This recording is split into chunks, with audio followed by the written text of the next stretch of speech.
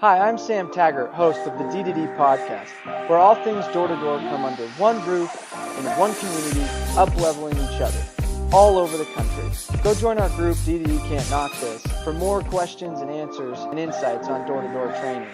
Also, register for our event at d2dcon.com. Don't forget to check out the D2D University and Door-to-Door Planner to really up-level and increase your performance. Now stay tuned for this episode on the D2D podcast. We're gonna just walk into his house and kind of see a little bit about Dan himself. He's gonna just kind of give us his introduction. He's speaking at D2D and my fierce hunting dog, Harley Davidson. Ooh, fear! It fits the mold. We just need like a leather bandana. I know he's my dude. That's awesome. Come into my I love me room, my man cave. This is awesome. So Dan played football with my uncle and my dad. Fun little side note. So we've got and my father-in-law and weird connection. And I actually fun story. I knocked this street with solar. I actually almost sold that guy in the corner, and then that guy was kind of a jerk. He led me on too long, and this was the Andersons. And I was like, dang, I was here like a year ago. But yeah, so tell us a little bit about this room, because you've got painted up and down, ceiling to wall, medals everywhere. Like, yeah, tell us about this. I really believe that we need to surround ourselves with symbols, things that create memories immediately. So a photo speaks 1,000 words. We know that. So when I have an opportunity to speak for a 4-star general at his commander's conference at some base someplace in the world, and he's so busy, and I've had an opportunity to speak to all of the troops a few thousand times. I went to Shepherd Air Force Base in Wichita Falls, and I spoke 16 times in 2.5 days to over 10,000 troops. So I'm busy, it's hectic, and the general says, "So what can I do for you?" I said, "I always want to see your office." And they say, "Why?" I said, "Because you've been in the military leadership for 35 years, maybe 30 to 35 years. I want to see what still makes your wall. I want to see which pictures, what artifacts, what coins, what symbols have moved from office to office, from command to command, from responsibility to responsibility, that are still so significant in your life that you display them, you put them up on the wall." Why? Because when you look at them, it immediately reminds you of the experience, the life lesson that you learned, and it serves as a personal motivational source of, I did it once, I can do it again, or what am I dreaming about to also add to my bucket list. So obviously we have limited wall space in all of our homes and all of our offices. And so when we go downstairs and I show you some of my other things, just remember I have drawers full of pictures, drawers full of autograph pictures, drawers full of sports memorabilia that to this day don't mean as much as the ones who made my wall. And so as my wife says, you have limited space, and if you want to put something else up, rotate. I get it. But in my man cave, in my library, you can turn and show the books. Proudly, I've read every book in this library. I have books hidden behind the cupboards. I love to read. I've read one book a week for the last 16 and a half years. One book a week. And the average CEO, the average high-level CEO reads 60 books a year. So what are you doing? What's on your bookshelf? Here's a picture of Here is the Olympic torch. So I was served on the Olympic committee. I'm holding my dog, so I'm just going to point at it. I served on the Olympic committee in the 2002 Winter Olympics, and I had an opportunity to carry the Olympic torch. Every time I look at that and look at the photographs of me carrying the torch, I'm reminded of one or two significant events that bring tears to my eyes, of those who wanted so badly to carry the Olympic torch before they died, or to commemorate the life of someone that they loved. Extraordinary experiences. Because you can see all of these coins, and I've already brought up the military, let me just share the coin ceremony, the tradition in our military services. Every single commanding officer or leadership enlisted leader, a first sergeant, a command master sergeant, a sergeant major, every single leader in the United States military is given an opportunity to create and design their own coin. And the coin is significant in it establishes the fact that they are the commander, their name's usually on the coin, and it's the numbered Air Force, it's the platoon, it's the responsibility that they have with the logo, with the slogan, with whatever.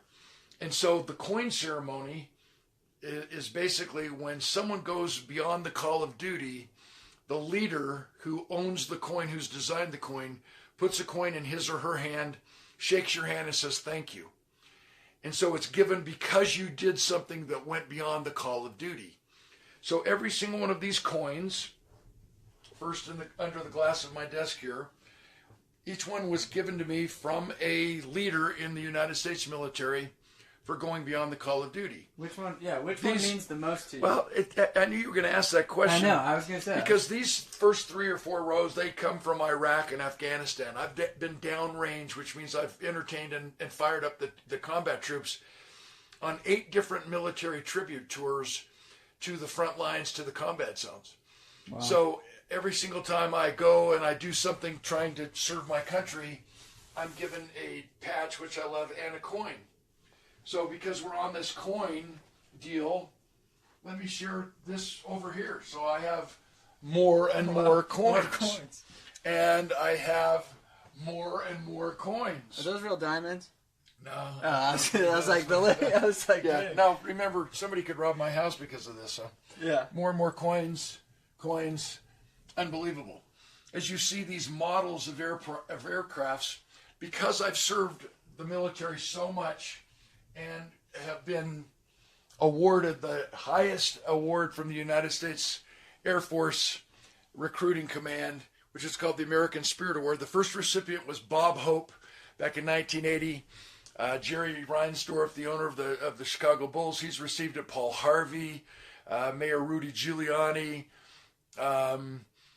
Dolly Parton, Reba McEntire, the entire Dallas Cowboys football organization, and me. They select one civilian organization every year, once, one person, one organization somewhere in the country, and they honor us because of how much time and resources we've donated to support our military and their families, especially the United States Air Force. So that's the greatest award I've received. I've got a bunch of them, but that means more to me than anything. I've given over 350 free paid speeches just to the United States Air Force. I've spoken at their Corona, which is the 4-star Generals Leadership Conference, and the list goes on many, many times. And all the commanders' conferences around the world. And that's why I have so many coins, but that's why I've also been given the opportunity to fly every fighter jet in the United States Air Force that has 2 seats, because they don't let me take off and land. I'd crash. I wouldn't crash. They give you the control or whatever. But it's awesome. A 90-minute sortie most of the time, and so I get to take the stick for 30 out of the 90 minutes. That's so cool. And fulfill, my dreams of going fast, Mach 2, twice the speed of sound, catching 9.4 Gs, whatever. Are you doing like whirlybirds and stuff? You got it, bro. Oh, dude. Those loops. Wait, how do I sign up for that exactly. one? That's first, awesome. So I finished speaking at the Naval Admirals Leadership Conference in Pensacola, Florida, at the Naval Museum. And I finished, and 4-star Admiral Dwyer, 3-star Admiral Clark, they say, "Clark, that was awesome. What can we do for you?" I said, "I want to ride in an F-18. They said, "No problem." Wow. So 2 weeks later, I fly into Baltimore, Maryland, rent a car, drive to Patuxent River, Maryland. And I get my first ever flight in a fighter jet. Okay. And Patuxent River, Maryland. So I went through 5 hours of training. It's so funny. I was upside down so long, I think I'm the only human being who's ever thrown down. And I documented with photos. Why not put them up on the wall? So when I look at it, I remember the entire experience swimming 2 lengths of an Olympic-sized swimming pool in 85 pounds of combat gear. Oh, wow. And doing all things. So I'm speaking.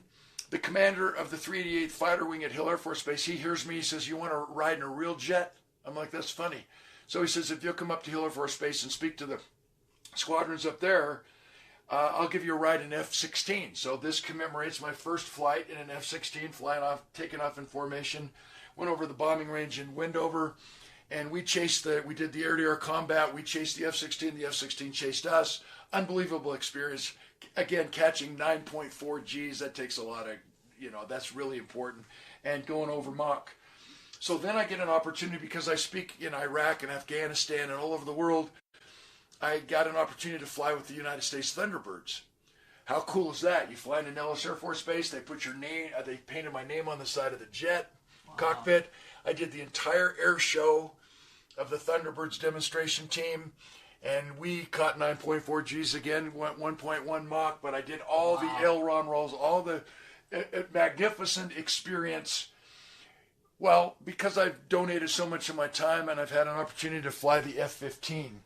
I've had 2 rides in F-15s. I've flown the T-38, which is the trainer's like a go-kart. I had so much fun. Flew all over Iraq, 100 feet off the ground, going 100 miles an hour. Black Hawk helicopter, C-130. I've flown in probably over 20 of those. This is an F-4 Phantom. So many of my friends who became speakers as a result of being shot down in the Vietnam War and writing books, I'm coming back as true heroes.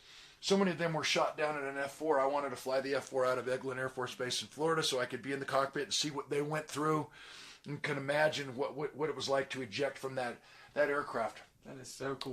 That is so cool. Yeah, I've spoken at Fort Hood to the Army so many times. That's one of the greatest detailed bronze That is so awards cool. that Look has at been that. given to me. It's so amazing. That is awesome. Yeah. Fighter helmet. Everybody in the Air Force, every aviator has a call sign. Mine's Hot Lips. Yours is Hot Lips. No question. Yeah, I want to. Okay, Yeah, what's no, the no, no, story? no, He no, wants no, to, no, hey, no, no. like this right now if you want to hear the Yeah, story and of Hot Lips. Yeah, you can tell it kind of it instigated something in you. You can definitely tell. Another day, that's the F-16. Cool thing. This is a B-52 bomber. I flew that out of Minot Air Force Base, the 5th Bomber Wing.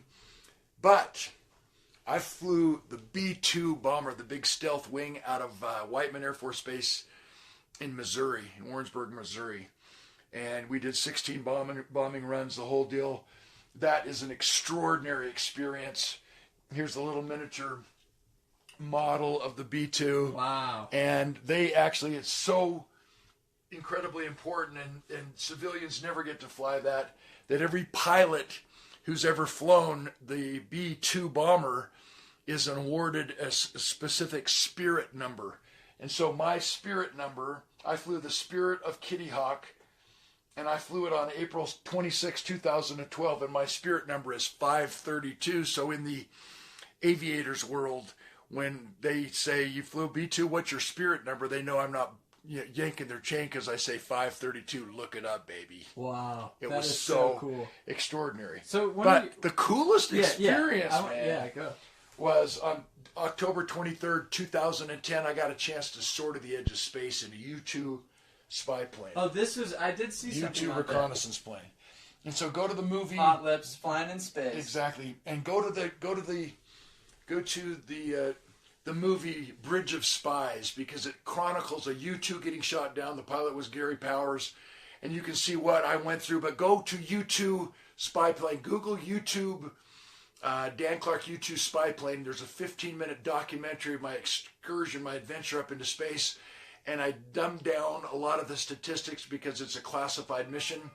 But for the record, I was up there for about 5 hours, not just 3.5, went way over 70,000 feet. It's a classified mission. I can't tell you any more than that. But in the cockpit, I had my video camera, and you can see the altimeter just ticking past 70,000.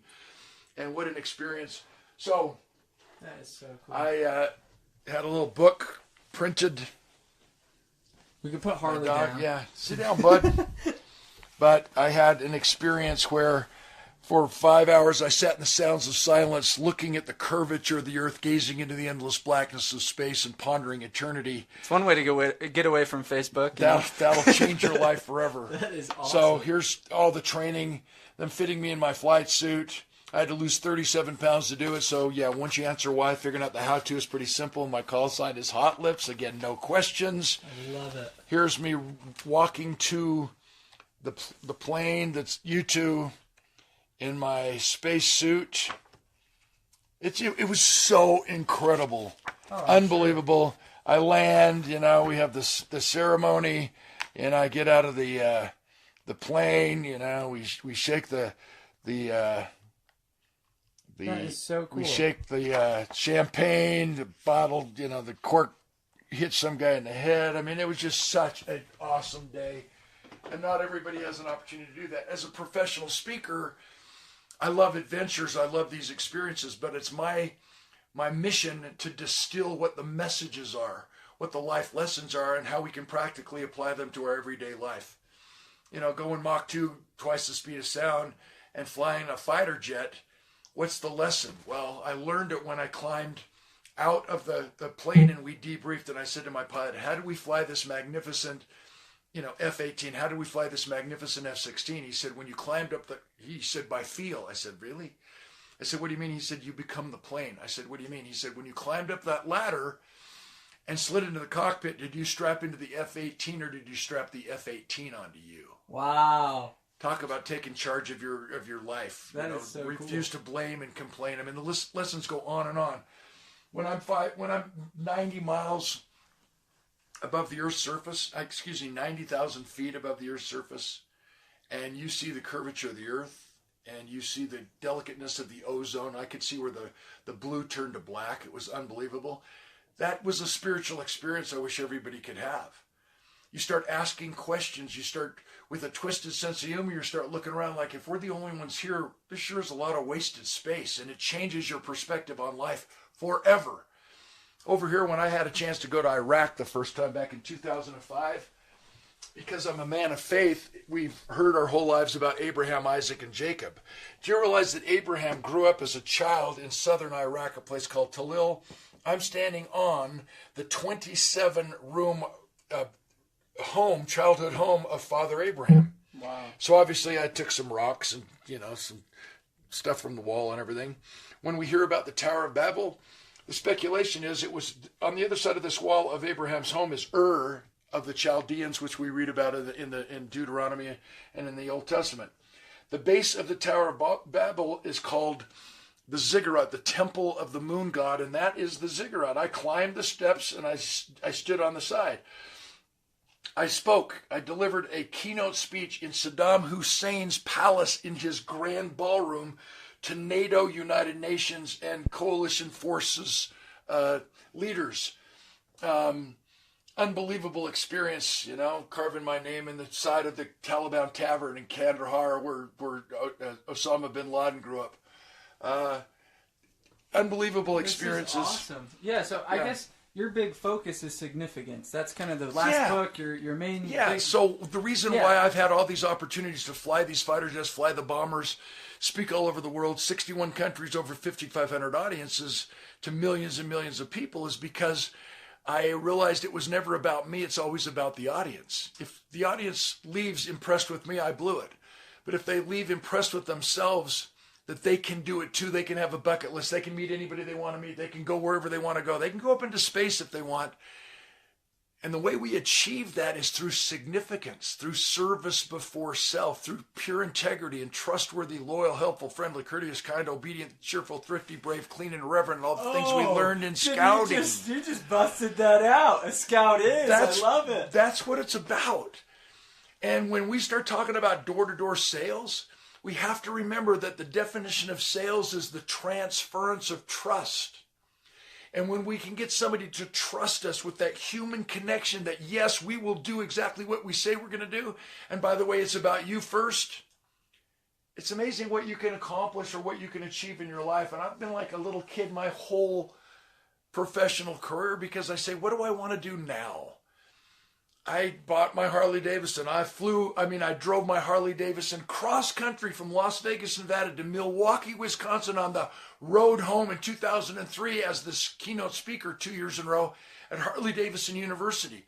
And because of that, I got a chance to not only meet Willie G. Davidson and his entire family, but drive my motorcycle across the country as part of the gang. What a hoot. Yes. So again, Danny it. Clark from East High School, who has dined with sheikhs and presidents of the United States and done everything I've really wanted to do, because it's always about a service before self mentality. How can I serve you? How can I help you?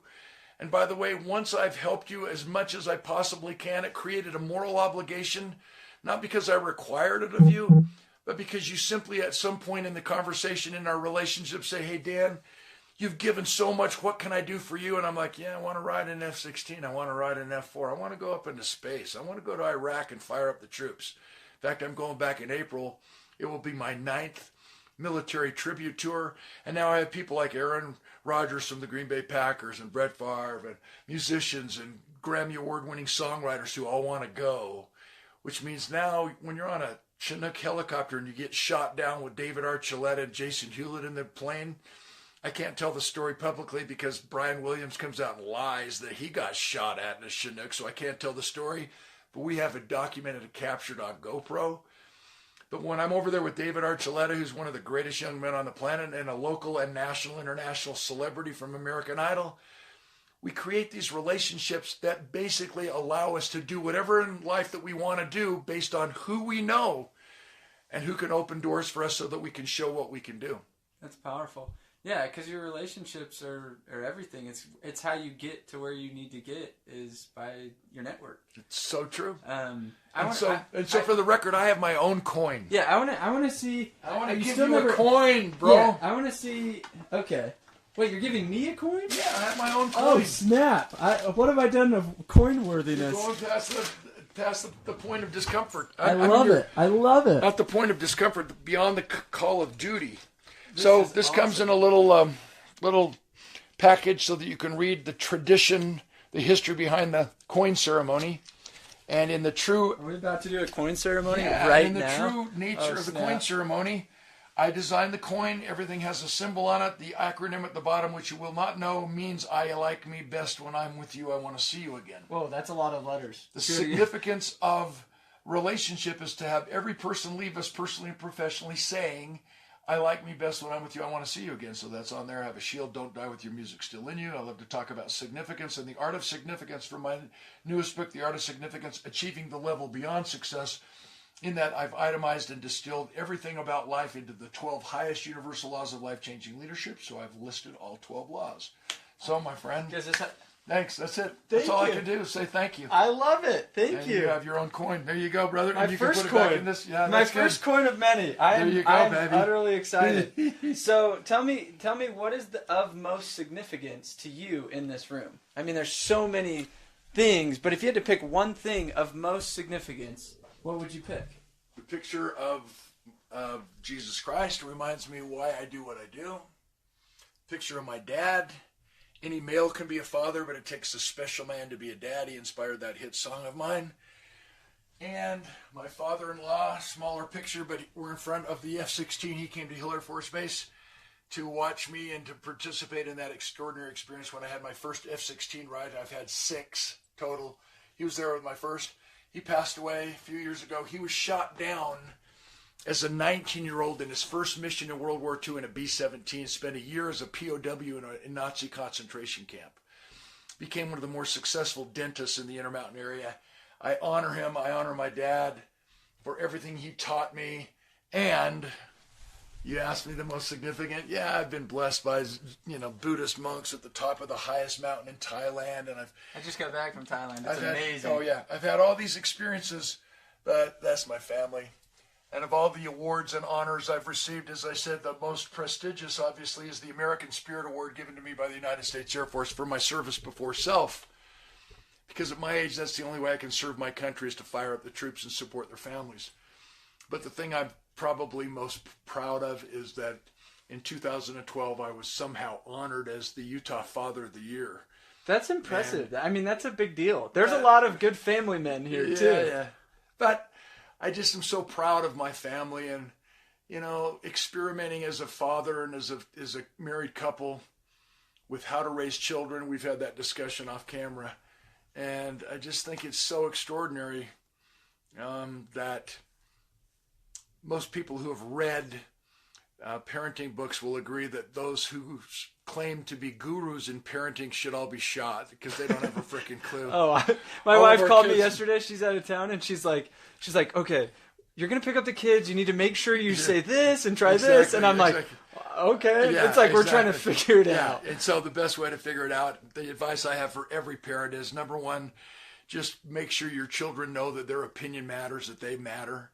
that you love them unconditionally. Number 2, you create opportunities for them to participate and prove to themselves that they're needed and explore their talents. And number 3, that you listen and that you let them teach you with their wisdom, because they're on this earth for a reason, and that's not for us to teach them, it's for us to teach each other. And I love because that. of that, our family have turned, our kids have turned out wonderful. Super awesome. Yeah, and they're just amazing. Beautiful on the outside because they look like me, and beautiful on the inside because they trust their mom. I'm just kidding you. So wait, this is what's fun. So those off camera, we had a good chat, and we're gonna now take you down to the man cave, the basement, the fun part. And I think it was really unique how your philosophy on as they grew up. I mean, what was really cool is you had your best friends all in the same streets. You guys all built together. There's 100 and something kids on the street. Any given weekend, and bands and this and that. And I think it was really cool your take on parenting and your take on how you kind of developed and raised your kids. But you also made it a very important point to make this the hub. Oh yeah, we wanted everybody to come to our house. I was invited to say the invocation at the NASCAR race at the Atlanta Motor Speedway. The invocation before the race starts. And I was that tempted to say, and thank God for, the beautiful day and for all these athletes who are going to entertain us in a 200-mile-an-hour left-hand turn for the next 4 hours. And at the close of my speech, I almost said, and thank God for my smoking hot wife, but out of my respect for our Heavenly Father, I did not go there. But Ricky Bobby would have. Yeah, I know exactly. That's where I got the idea. Yes, I love it. But for the record, my wife's smart, she's passionate, she's hot, she's amazing, and she sets a great example for young ladies and young men around the world. And to expose our children's friends to a hip mom who's a great friend, but she's also a mother when she needs to be. And we understand deep philosophies of parenting, like discipline is to teach, not to punish. You can't increase a person's performance by making him feel worse, and humiliation immobilizes our behavior. And if we can focus on catching each other doing something right instead of something wrong, it's amazing. Little nuances like that really help us become counselors and confidants.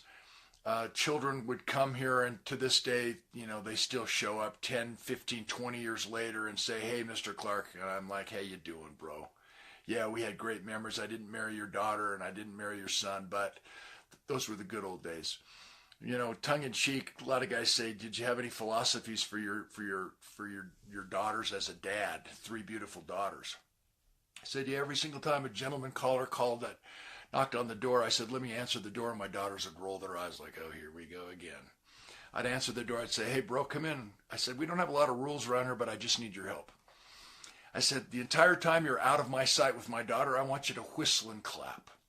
Because if I know where your hands and lips are at all times, you can stay here till Thursday.'" And I would come walking downstairs into the family room, and I wouldn't even have to come into the family room. And when they would hear me coming, I could hear the guy going, I'm like, "Attaboy, Sam. Attaboy, James."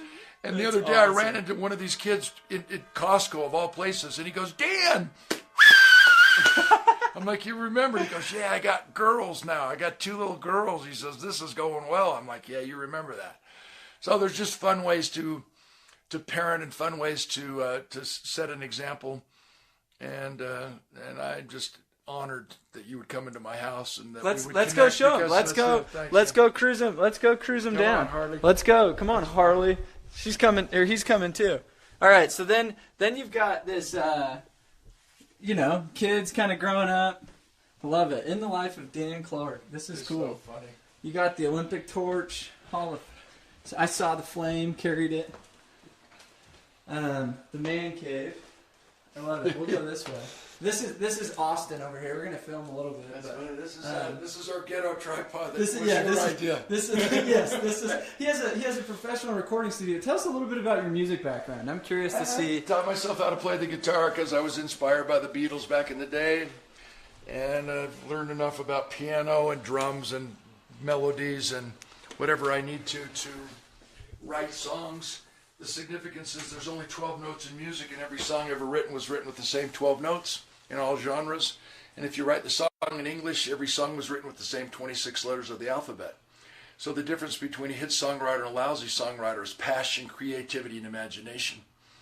And so if you hang around with the right people in and out of life, in and out of personal relationships, professional relationships, the sales world, door to door, whatever, who trigger more passion, creativity, and imagination, you're going to have a chance to succeed and then turn it into significance.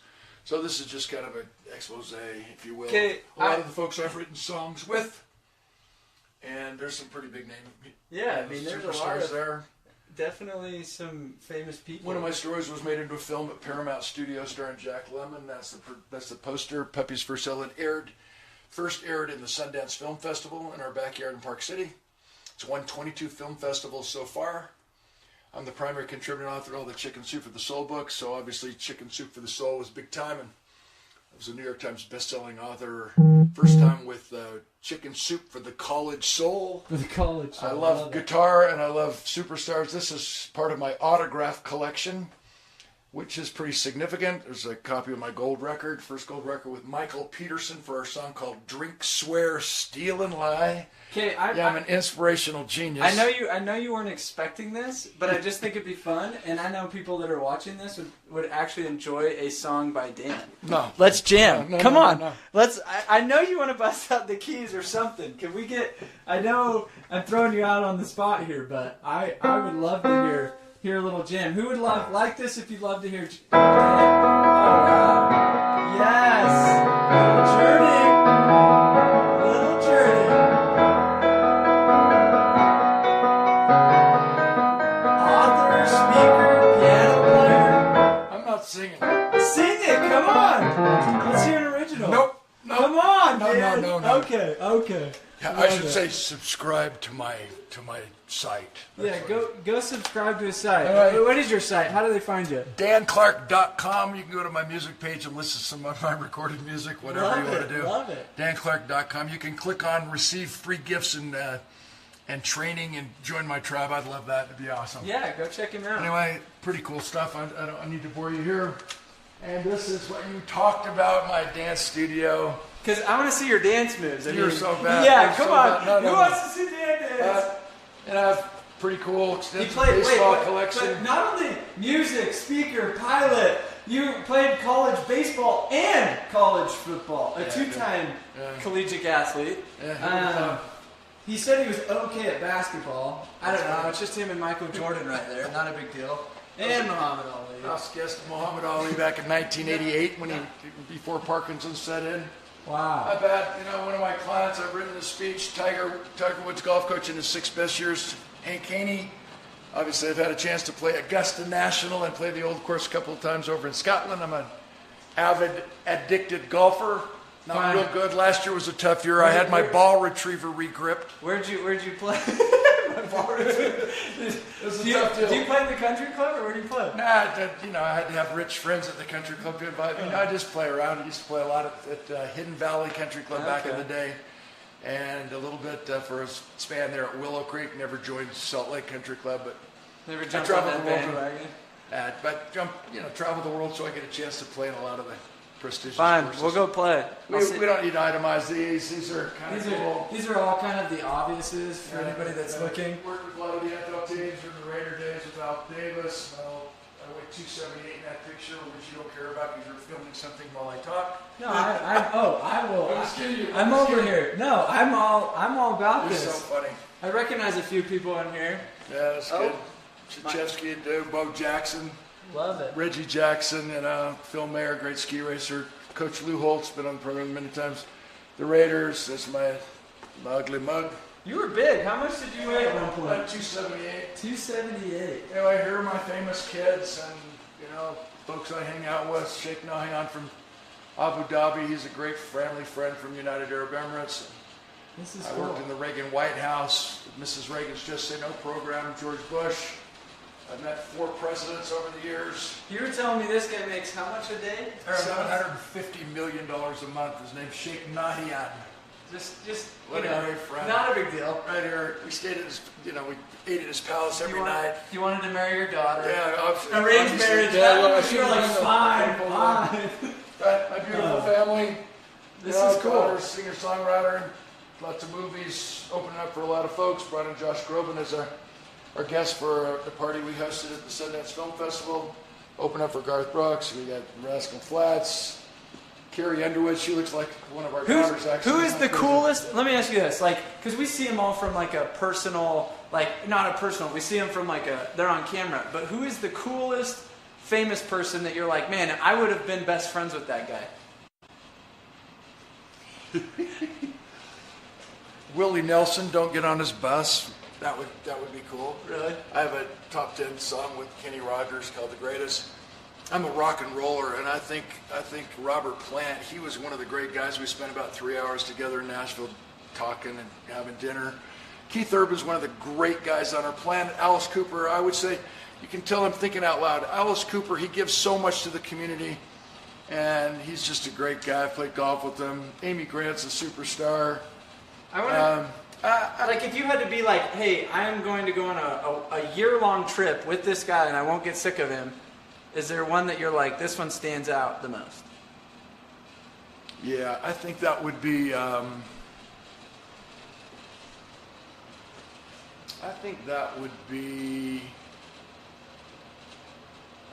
probably my wife.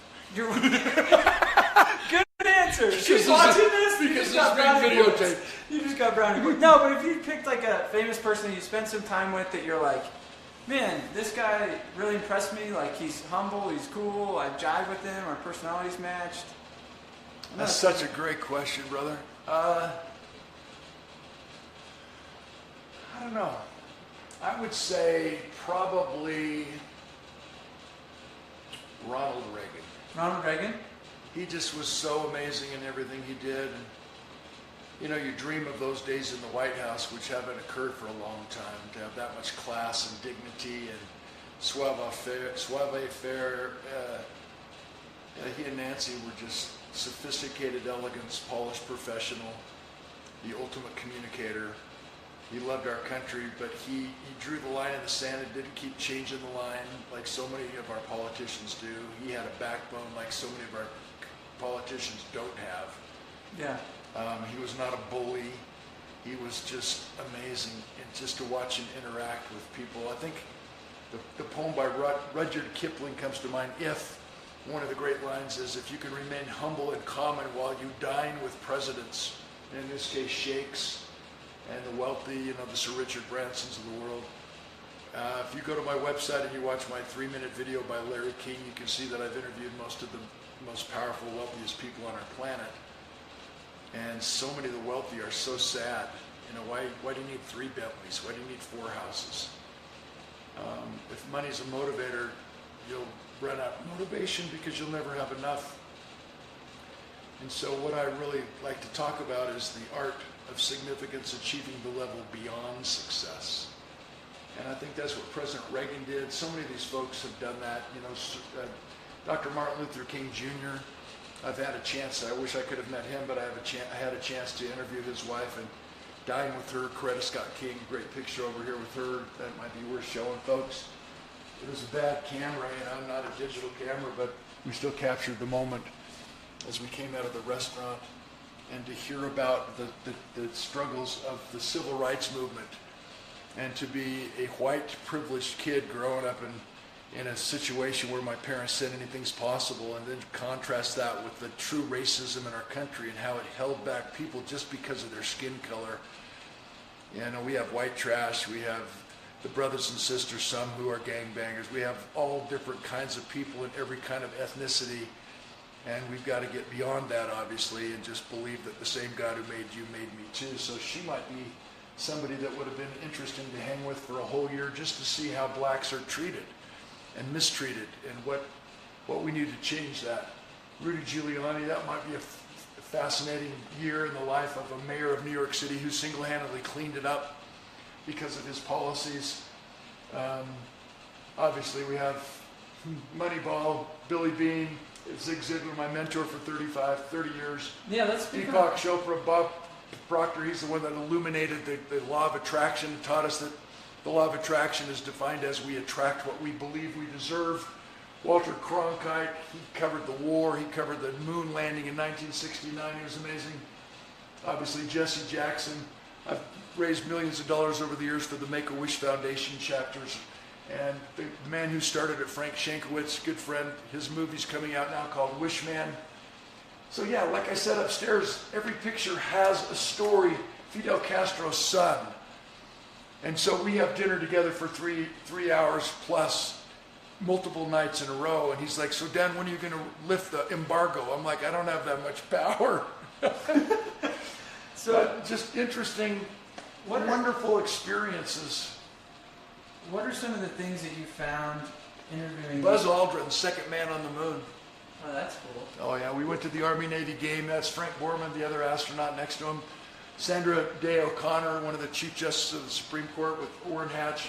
Spent a lot of time with her and with him. So I have a question. So what are some of the common traits, because you've obviously interviewed and spent time with these really successful or rich or powerful, I mean, all in their own retrospect. Like, what are some of the common traits you've seen throughout all of them? Service before self. What can I do for you? Give, then ask. Give, then sell. Give.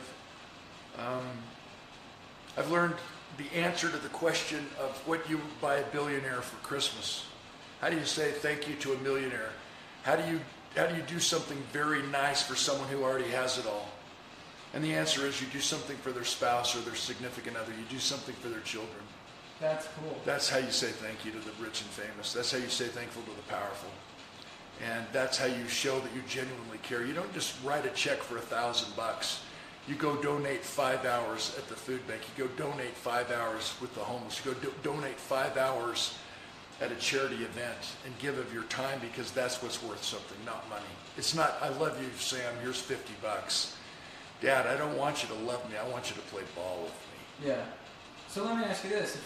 If somebody that's watching this or listening to this wants to increase their network and find ways to connect and, I don't know, get to know higher level people, what advice would you give somebody that doesn't have their name on the map that would like to? Okay, so it's back to the understanding of music. 12 notes in music, the difference between a hit songwriter and a lousy songwriter is passion, creativity, and imagination, which means success and significance has absolutely nothing to do with age. Yeah. Some of the greatest songs ever written were written by young men and young women. Why? They have access to the same 12 notes that we old folks do. So if you can figure out a way to trigger passion, creativity, and imagination in anyone, rich or poor, famous or not famous, that creates value. You see, most people hate their jobs. They only look forward to Friday instead of Monday. They think they're paid by the hour, when in reality we're paid for the value we bring to that hour. And if that's true, which I know it is, how do we increase our value? It's by triggering more passion, creativity, and imagination. It's adding service before self, before anything else. As a professional speaker, like I said upstairs, it's always about the audience. It's not about me. Yeah. And when we can create relationships so everybody leaves saying, I like me best when I'm with you, I want to see you again, like I put on my coin, everything else takes care of itself. So you make a list of people you want to meet. You find out, you do your due diligence, what is important to them, what's their charity. The people who are the movers and shakers in our world, you will never find behind a desk. You cannot make an appointment to meet them in their office because they're never there. Yeah. So you have to find out where they recreate, what charities they get involved with, what you can do to help their children, how can you serve their cause. And you can connect at that level. Suddenly they're like, so what do you do? Well, I'm a door-to-door salesman. I got this company I've started.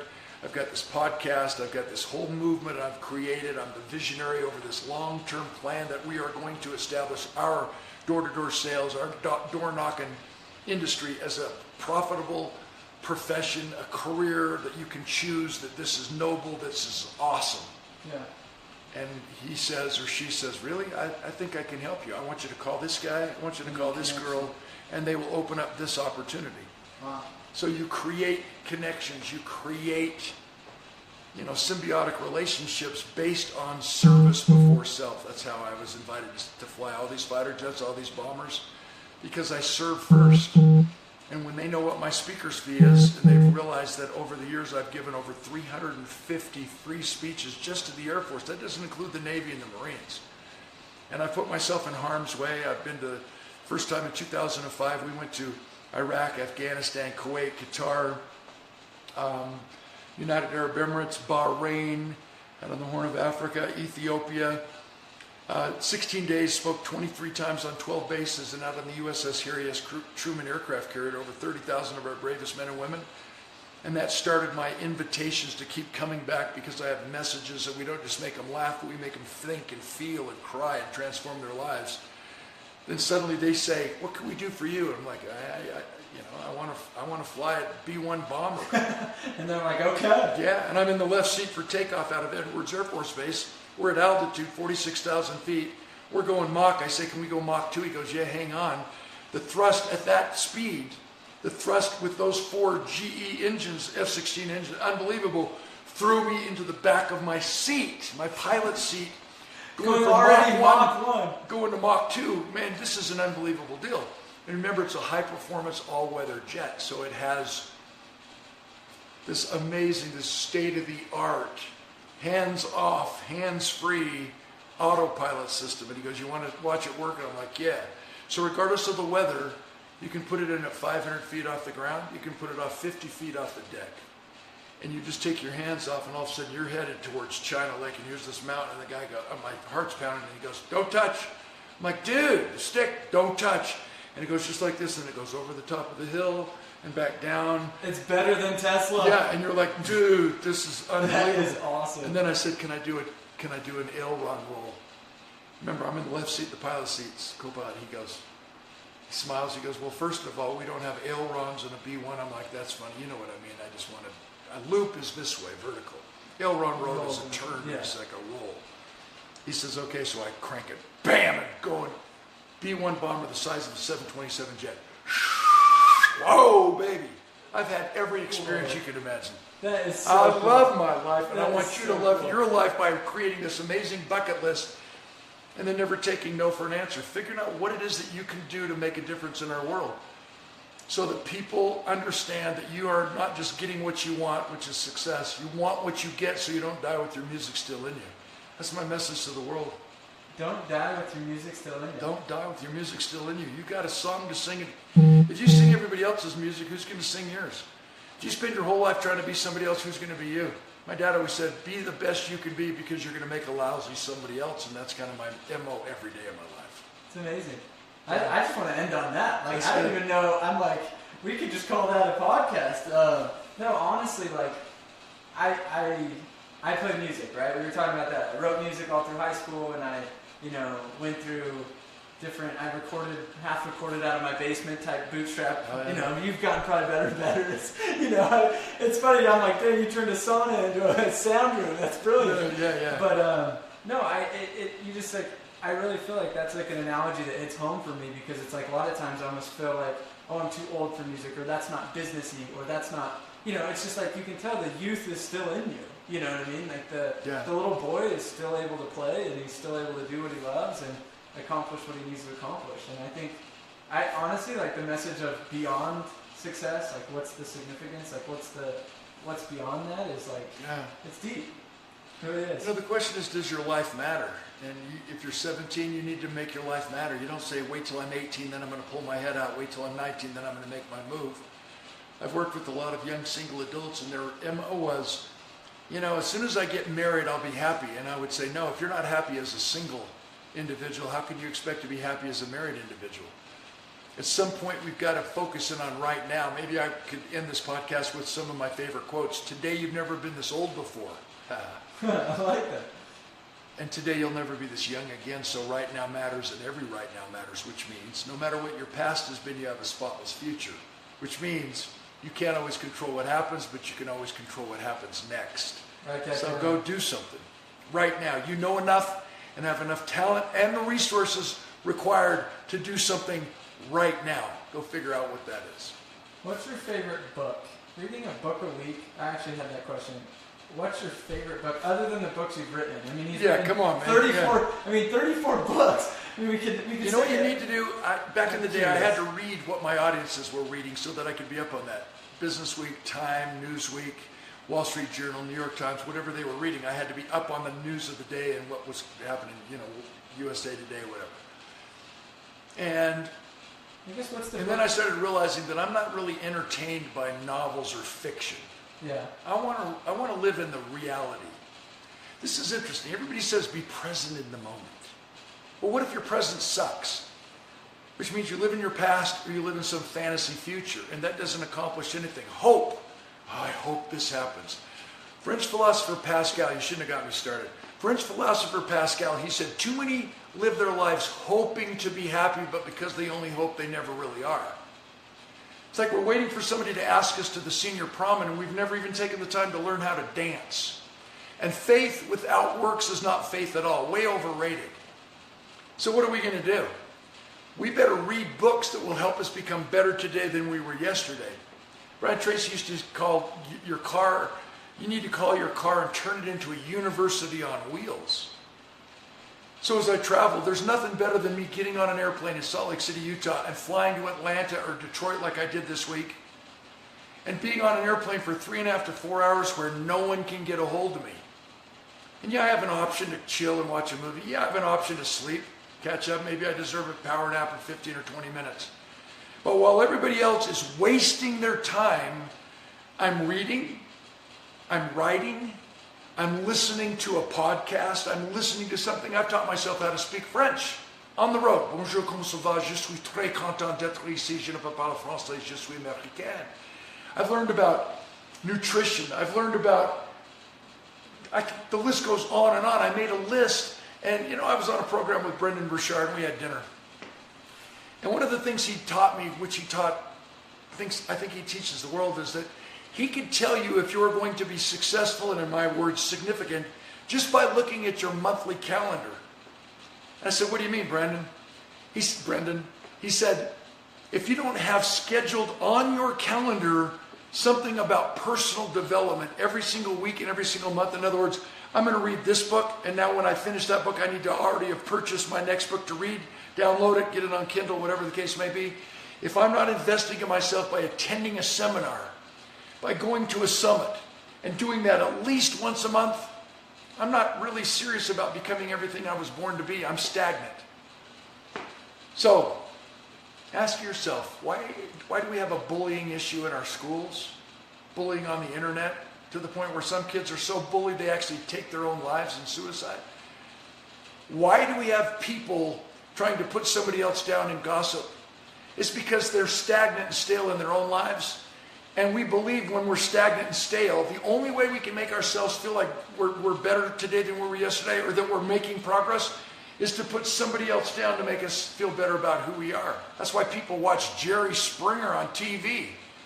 They're sitting there going, well, my life sucks, but at least it doesn't suck as bad as their life sucks, because if I get divorced, at least I won't be cousins. Let's get serious. We don't have to put somebody else down. We need to read the books that will help us become better today than we were yesterday. So now that I've babbled and rambled long enough for me to come up with a clear answer to your question. Yeah, I was like, you circumvented that. But here's the book. I'm going to ask another Intellectual Devotional. Intellectual Devotional. Written by two guys. You can get it on Amazon. Intellectual Devotional. What these two authors did is they divided our intellectual stimulation into what they call the 7 pillars of knowledge. I don't know if I can even name them. Science, music, religion, philosophy, visual arts, medicine, and motocross racing. I don't know what it is. And so what they did is they created a 365-page book. And they segregated into segments of 7 pages symbolizing 7 days in a week. 365 days of the year. So over the course of one full year, if you read one page, they've taken one topic, one subject, and distilled all the information that we need to know about that one topic, that one subject, and they've put it on one page in each of the 7 pillars of knowledge. Oh, that's good. So over the course of a year, if you read one page every day for 365 days, you will learn something about everything in the 7 pillars of knowledge, one day, 7 days at a time. That's cool. And I keep that book in my briefcase, so I pull it out. Some of them I've reread 10, 20 times because I want to know about the Black Plague. I want to know about all the artists, the Rembrandts, the Monets. I want to be literate so that I can go in any conversation. I can network at the highest levels. I can influence the affluent because I can carry on a conversation about every subject you can imagine in a little way. So I know about medicine. I have philosophical opportunities to question things. So now in my own way, I've said, we spend our whole entire life seeking the answers to questions. At some point in our lives, don't you think we ought to question the answers? Whoa, that's worth putting in a speech. Yeah, indeed. From the world of medicine, prescription before diagnosis is malpractice. Wow, that's worthy of writing down. So as you read these books, as you read these essays, as you study the information, it makes you more fascinating to be around, more compelling to listen to, more important to follow, and you can establish yourself as a guru with a subliminal desire that you want people to quote you instead of somebody else. So, if you had to recommend one of your books for our audience, for door salespeople and leaders, what book would you recommend? It would be 2 books. The first one is The Foundation, The Art of Significance, Achieving the Level Beyond Success, because what I did is I identified the 12 most common principles of success that have actually created limiting beliefs that have held us back. Jim Collins, he wrote the book Good to Great. It was obsolete. 50% of his book, his examples of good to great organizations were bankrupt, non-existent within 9 years after publication. This book's obsolete. Where's Circuit City? Where's Borders? Where's Blockbuster? Yeah. Nokia was at the top. Now it's limping along 4th behind Apple and behind Samsung. The list goes on Fannie Mae, whatever the case may be. We need to understand who the real gurus are. And so in my book, The Art of Significance and Achieving the Level Beyond Success, you can get it on Amazon, and I need the money. I replaced these 12 common principles of success that are debatable with the 12 highest universal laws of life-changing leadership that are irrefutable and non-debatable. My book doesn't ever have to be updated. That will give you the foundation of how the universe is organized and what you need to do to accomplish your goal to get from where you are to where you want to be. And then the second one, which is the one that I'm going to gift to everybody at your meeting at D2D, is The Art of Significant Coaching and Building a Winning Team. Because that takes you through what I call the 10 commitments to building a winning team, which are significant. And it really helps you understand the difference between making a sales presentation and closing the deal. So I look forward to meeting all of you in person. And again, danclark.com. Keep in touch. I want you to join my tribe. And you can sign up for my public speaking seminars and my summit, my boot camps. My whole life is about service and how I can help you. And if you don't have any skin in the game, it doesn't matter to you. So, give me a break. I could speak 365 days a year for free, so could you. So we've got to create some value and determine what this is worth to me. But more importantly, what's the cost I will pay if I don't invest in myself right now in the D2D opportunity, your podcasts, your university, your schools, your opportunity to teach everybody what they need to know to take themselves to the next level. So I honor you. It's an honor for me to participate with you. Let me close by saying we become the average of the 5 people we associate with the most. That's why you need to attend this what are we calling it? Summit? DDD-Con. The CDD, this blah, blah, blah, con. Love it. DDD-Con. DDD-Con. If you hang around with 5 broke people, you're going to become the 6th. If you hang around with 5 negative whining people, you're going to become the 6th, which means we must be willing to pay any price and travel any distance to associate with extraordinary human beings. I know those of you who see the vision of coming from out of state, from out of the city, and putting this on your calendar to prove to yourself that you're investing in who you are, making sure that you're better today than you were yesterday. Remember what I've taught my children. The only person you need to be better than is the person you were yesterday. And that's just not professionally, but that's personally. So I guarantee at this D2D.com, you're going to experience an opportunity that will blow your mind forever. And I look forward to meeting you in person. You have a great day. Love it. Thanks, Dan. Hey, this has been great. For those of you guys who are watching You're this, such a dude, man. share this and come see Dan. He's going to be there next week.